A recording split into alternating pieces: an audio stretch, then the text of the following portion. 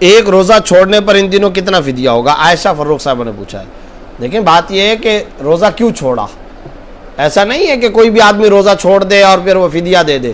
فدیہ میں پہلے بھی بتا چکا ہوں، صرف 2 افراد فدیہ دے سکتے ہیں، اس کے علاوہ دنیا میں کوئی فدیہ نہیں دے سکتا.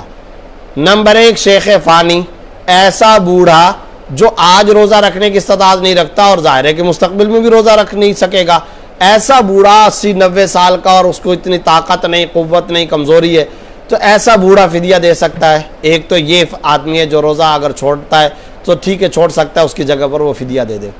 دوسرا وہ مریض یا بیمار، جو مریض اور بیمار شخص ایسی بیماری کے اندر مبتلا ہو جو اب بھی روزہ نہیں رکھ سکتا اور مستقبل میں بھی روزہ رکھنے کا کوئی امکان نہیں معلوم ہوتا، جیسا کہ اللہ بچائے کینسر کا کوئی مریض، ڈائلسس کا مریض، ہیپاٹائٹس کے خطرناک سٹیج کا مریض، تو جو آج بھی روزہ نہیں رکھ سکتا اور مستقبل میں بھی کوئی توقع اور امید نہیں ہے کہ وہ ایسا شفا یاب اور صحت یاب ہو جائے گا کہ وہ روزوں کی قضا کرے، تو ایسا بیمار آدمی بھی روزے کا فدیہ دے سکتا ہے.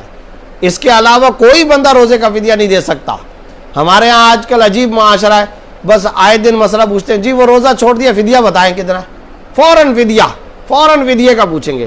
مسجد میں جاؤ نماز پڑھو، کوئی نہ کوئی آ کر وہ جی میں کل روزہ نہیں رکھ سکا، یا میری بیوی روزہ نہیں رکھ سکتی، یا والدہ اس نے روزہ نہیں رکھا، یا والد نے، فدیہ بتا دیں. فوراً فدیے کی طرف. ارے بھائی فدیہ نہیں ادا کر سکتے آپ، صرف یہ 2 اشخاص ادا کر سکتے. اگر آپ نے روزہ چھوڑا ہے تو آپ کو روزے کی قضا کرنی ہوگی.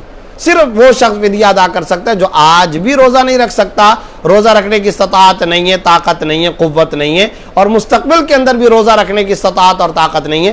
ایسا شخص فدیہ دے سکتا ہے، اس کے علاوہ کوئی بھی فدیہ نہیں دے سکتا، روزے کی قضا ہی کرنی ہوگی.